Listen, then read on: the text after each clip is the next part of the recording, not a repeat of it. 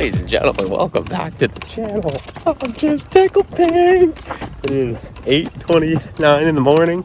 We are back in Canada. You can't tell by all the green grass and the trees and the mountain. It's earthy. Nothing against the desert, man. Nothing against the desert. But as a boy who is very much in love with the ocean and the Pacific Northwest and the mountain is there, it's a different kind of freshness, you know. You miss it. But yeah, we're back. Just couldn't be a more beautiful day. I'm in one of my favorite places. We are walking to the coast. We had a tea time in like 20 minutes, which I really lost track of time this morning. I didn't want to be this close to. I wanted to go down and get a good warm-up session after the plane yesterday. That ain't happening. I might get a couple range balls in, but it's going to be tight. So anyway, we're headed there right now. Oh, baby. We got stuff to talk about today, too. I love that.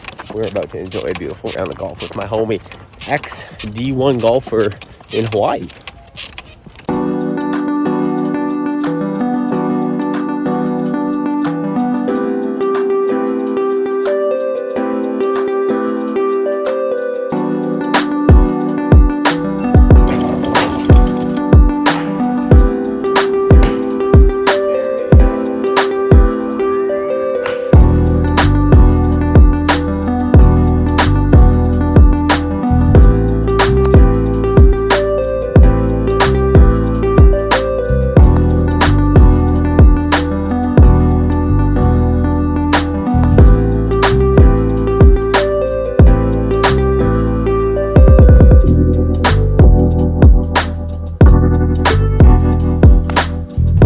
Headed off to the 11th hole now, ladies and gentlemen. Just shot at 3 over front 9, which I was very happy about, but then started the back with a double from 50 yards out in the fairway. That was tough.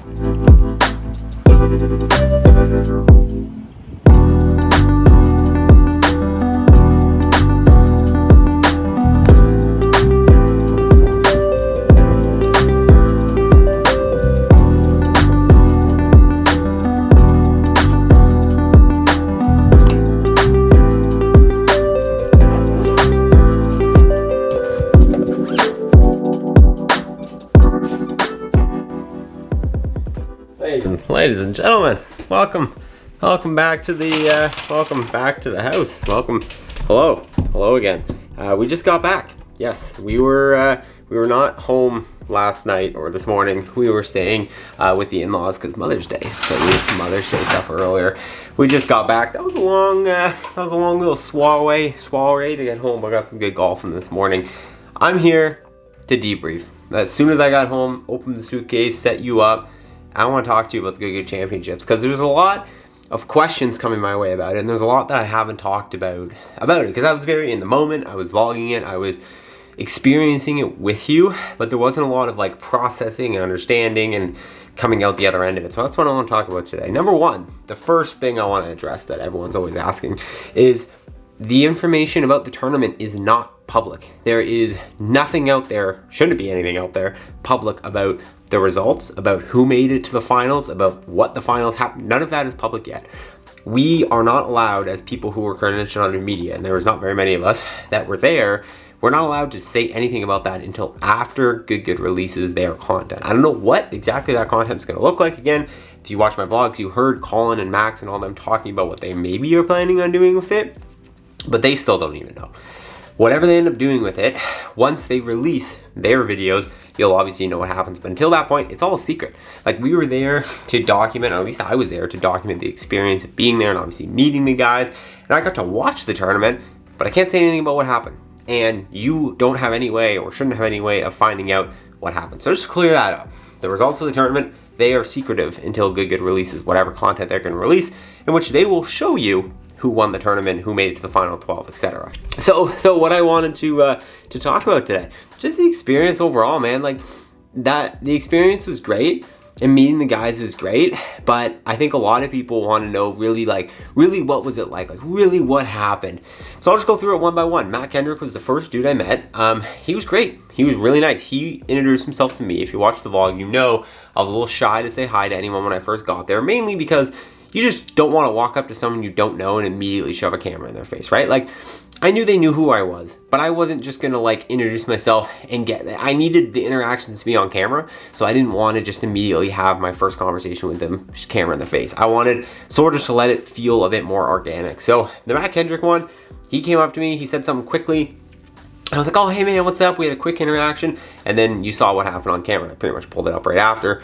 And that was great. He was super awesome. He was there the whole week. He was obviously there to answer any questions. He was obviously behind the scenes doing a bunch of stuff. And he was very generous with his time and with, you know, helping us and making sure we were having a good time. He kept asking us. So he's a legend. I really did enjoy hanging out with him.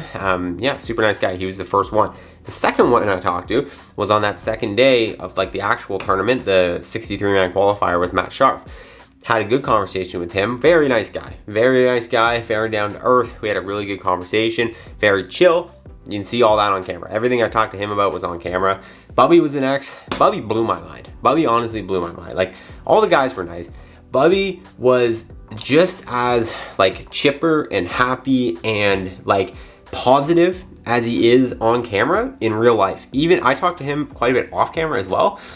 Literally just the nicest guy, like so generous, gave me one of those good golf balls, offered me some of his Bubby cigars that are coming out soon. Like, one of the nicest guys I've ever met, genuinely just has a zest for life, and that's so cool. And for those of you who know his story, that's obviously, I think, part of his mission, and he's succeeding in it fully. And so it's super awesome to have met him, and I feel it was definitely a privilege. He was definitely a very light up the room type of guy. Obviously, all of the good guys behind the scenes, Colin, Max, they were all awesome. I had some really good conversations with Colin and Ryder specifically. Those guys I could like be like legitimate best friends with, because we just do the same thing. Like, we're both, all three of us are like YouTube nerds and are obsessed with like content and whatever. And like, most of the good guys are too, but they're obviously like superstars in their own right. Like, so, you know, these guys are actually the ones editing and filming and thinking about all that kind of stuff. So we connected really well. They were all viewers of the channel, which blew my mind, the amount of them that I had one of the good cameramen come up and just like literally introduce himself as like a viewer of the channel. I wasn't calling him Max or any of them, but you know, it's just all that stuff was really cool. And to see that they watched it and they enjoyed it, but then also be able to talk shop with them, thoroughly enjoyed Ryder, Colin, Max, all those guys. Obviously, the big Bahama Mama behemoth was my fourth day there. I met Garrett. That was the first day of the finals, the 12-man finals or whatever. Met Garrett. That one was wild. So this is what you didn't see on camera with Garrett. Was I walked in. I think I maybe had like a 2-second interaction with somebody, but there was a lot going on. There was a lot of commotion. And again, I didn't want to be in the way. I really wanted to be like a fly on the wall there. I wanted to, you know, have them want me to come back, you know, not overstep and not be annoying and all that kind of stuff. So I tried to really play it cool and like let interactions happen naturally. So we were just kind of hanging out in the corner. We hadn't really said hi to anyone since we got there. And literally, Garrett is on the chipping green, like across the chipping green. We sort of lock eyes, and he just stops what he's doing and beelined it towards us, like straight towards me. And I was kind of like, oh, okay, like he's walking over here to do something, say something. No. He like comes right into the group. He introduces himself to Ree, my wife, Connor, who was there filming with me, and says, Nate, what's up, man? So happy to have you here. Like, thank you so much for coming. And I was just like, I wasn't like, it was, believe me, I'm a normal person in real life. I can handle myself very well. There's a reason why I can create this kind of content. Like, I know how to handle myself, but it was just shocking that he walked right up and introduced himself.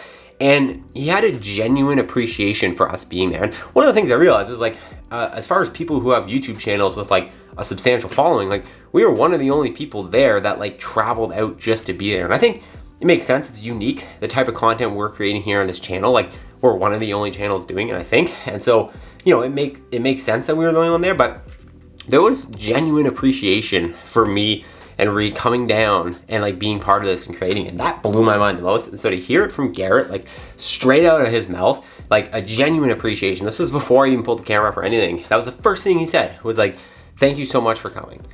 That was crazy to me, man. I was just happy to meet him. And then you heard it. I pulled up the camera and I was like, God damn, what the hell? Like, hi, Garrett. Like, whoa. Like, and then we went in and we had a long conversation. He asked me more questions than I could ask him. Like, everyone was commenting, oh, stop talking about yourself in the CrossFit chat. He was asking me questions, like questions on questions on questions. Like, he was having, and this is always how I try to make my vlogs. I like to document, not produce. So I try not to like stir things in too much of a direction. If I'm talking to someone, I just pull up the camera and let the conversation happen. Obviously, in the back of my mind, I'm good if the conversation's slowing down at picking it up and asking questions, and that's something I'm good at. I can ask questions, I can carry on a conversation, but he was doing the carrying, and I'm not about to step in front of him and be like, okay, stop asking questions you're genuinely curious about, let me ask you questions. Like, so I just let the conversation go, and he literally asked me questions for 20 minutes. Like, I was trying to get questions in, but he was just genuinely interested in a bunch of things about me and my life and my channel, and like, that also was nuts. Like that. So anyway, Garrett Clark, to sum it up, blew my mind. Like, blew my mind, because of all the people, in my opinion, of all the people there, of all the people in YouTube, you know, him and Rick Shields are just like two people that could just be assholes. They could be such jerks. They could be whatever. And I've never met Rick in real life, but he'd call me brilliant on a podcast, and I'm meeting him later this year because he invited me to the YouTube Masters. But all that aside, both these guys, they could be jerks. But from what I've seen online with Rick, he's an absolute legend. And from meeting Garrett, like, could not have been nicer, could not have been more down to earth, could not have been more genuine with his care and his authenticity of just like, you know, being thankful we were there and wanting to talk and wanting to literally talk shop and chop it up with me and talk about YouTube and all this kind of stuff. Like, we talked about some stuff off camera too that was just like, it was like heart, man. Like, it was crazy. It was really, really, really crazy, the interaction I had with him. And you didn't see all that on camera, and so I wanted to fill you in on that. But like, how it started and how it was nuts. So overall, I mean, all those guys, absolute legends. The only one I didn't talk to was Steve. I didn't talk to Steve at all. It just never came up, I guess. I don't know. Oh, Luke Kwan also, sorry. Luke Kwan was obviously nice. You guys saw that conversation. We just kind of had a short conversation, so I didn't really talk to him too much, but, you know, he was fine. It was a good conversation. You know, he's a pro golfer. It's maybe a little different than like the content focused stuff, but anyways, that might just be like me and him relating, but nice enough guy. But Steve, I never talked to.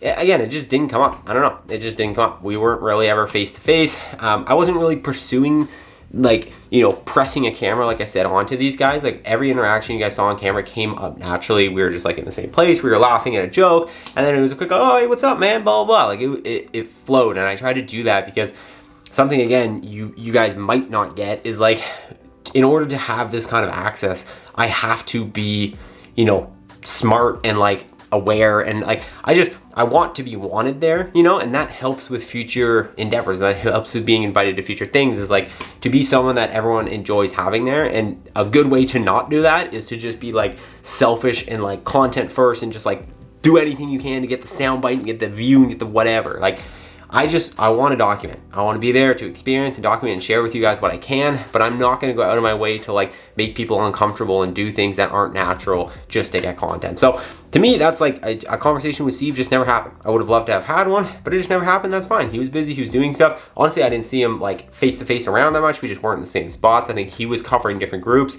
than I was with and all this kind of stuff. So it didn't happen. So that's why I didn't see a conversation with Steven. So yeah, that's it. That's my good experience, man. It was a genuinely amazing trip. I would do it again 10 times. If they're definitely going to have more events, I'm sure of it. And I want to be at every single one of them. And I hope I made enough of a connection with them that that's an opportunity. And yeah, it was so much fun. So I hope you guys enjoyed the content. Hope you guys enjoyed the series. Hope you enjoyed this video. Hit that subscribe button. I'll see you in the next one.